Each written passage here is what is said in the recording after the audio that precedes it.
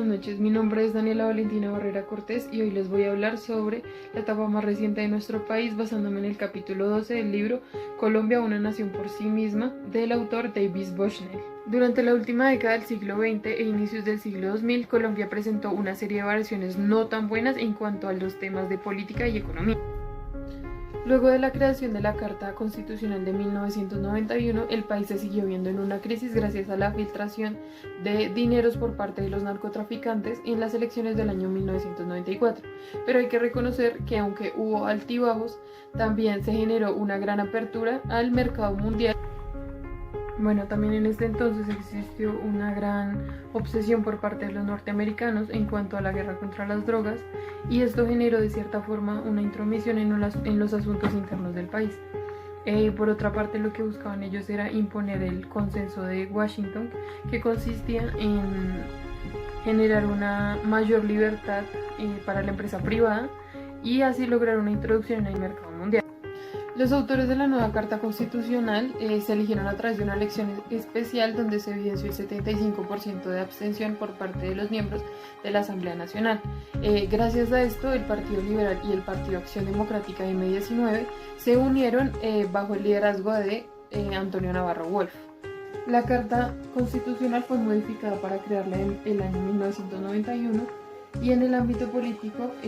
este sistema siguió siendo presidencialista, pero a este se le quitó pues la facultad de poder elegir a los gobernadores.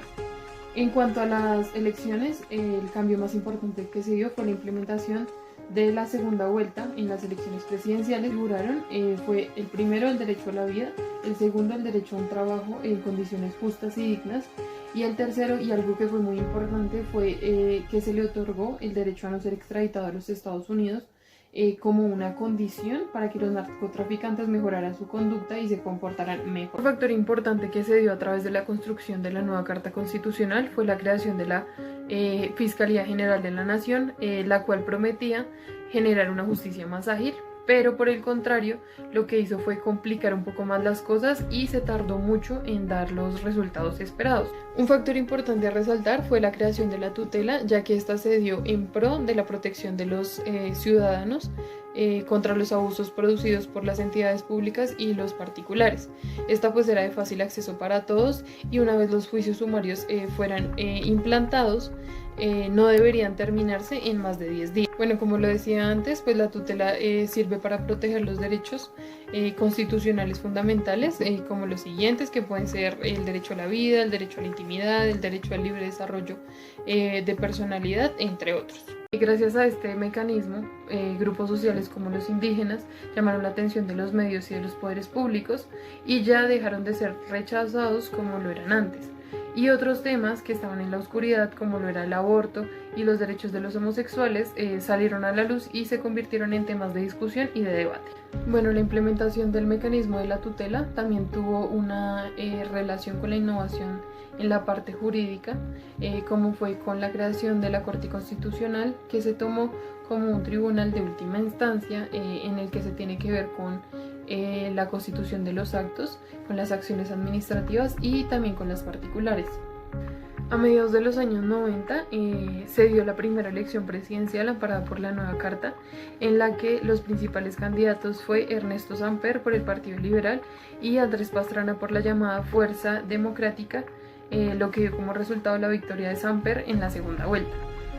Toda esta victoria fue gracias a la ayuda monetaria de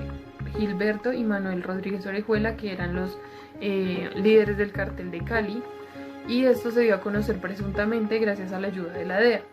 Este escándalo terminó en una investigación conocida como el Proceso 8000, pero pues Samper siguió con su mandato a pesar de las repercusiones que tomó Estados Unidos contra él, que fue prohibirle la entrada al país. Pero pues esto tampoco le impidió visitar la sede de las Naciones Unidas en Nueva York y mucho menos afectó la relación que había entre Colombia y Estados Unidos. Bueno, en el año 2002 el ganador de las elecciones presidenciales fue Álvaro Uribe Vélez y fue el primer presidente reelegido para un segundo mandato y ganó las elecciones sin la segunda vuelta. La apertura económica globalizante se basó en eliminar las barreras comerciales, pero también quería generar una liberación para la empresa privada de los controles estatales excesivos. Un factor importante también que es nombrado en este capítulo es el neoliberalismo, y este pues contaba con el apoyo incondicional de los bancos y de las entidades o instituciones multilaterales que por ejemplo serían la ONU o la OEA. Bueno, pues el neoliberalismo también tenía el apoyo de los norteamericanos, y este se basaba en generar una libre competencia y en la que no existiera la intervención del Estado en la economía, y pues que su único papel fuera crear condiciones que le permitieran a los comerciantes generar mayores ganancias. La implementación sistemática de la Colombia del siglo XX inició con el gobierno de Virgilio Barco, que fue entre 1986 y 1990. Este se identificaba mucho con el César Gaviria, que su gobierno fue el siguiente, que fue entre 1990 a 1994, y que en su momento pues hizo una propuesta de una reforma que logró desmovilizar 7 grupos armados, entre los que estaba el M-19, y estuvo a punto de firmar un acuerdo de paz con las FARC. En cuanto al gobierno exterior, la competencia de los productos y capitales del exterior, lo que hicieron fue impulsar la eficiencia entre las empresas nacionales, y de cierto modo pues se liberaron de algunas reglamentaciones. En cuanto al sector de los trabajadores, se creó una nueva reforma laboral en la que se implementó un régimen de cesantías, que son los fondos que son guardados para un posible retiro del trabajador o a la hora de comprar una vivienda. En cuanto al sector empresarial, lo que se dio fue que se comenzaron a privatizar las empresas estatales. Y en cuanto al sector de las telecomunicaciones, la estatal Telecom, que llevaba un buen tiempo siendo un monopolio en el servicio de larga distancia, y la posibilidad de que privatizaran esa empresa, lo que hizo fue que sus empleados, que ya estaban sindicalizados, hicieran huelgas que tuvieron como resultado acabar pues con ese monopolio. Bueno, en cuanto al sector del seguro social, en esta pues se generaron unas privatizaciones totales o parciales de los servicios como el suministro del agua y de la energía.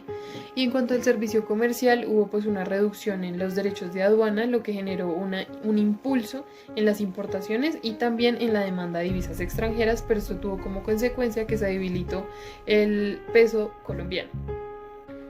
Muchísimas gracias por su atención, y esta fue la etapa más reciente de Colombia según el libro de Bochner.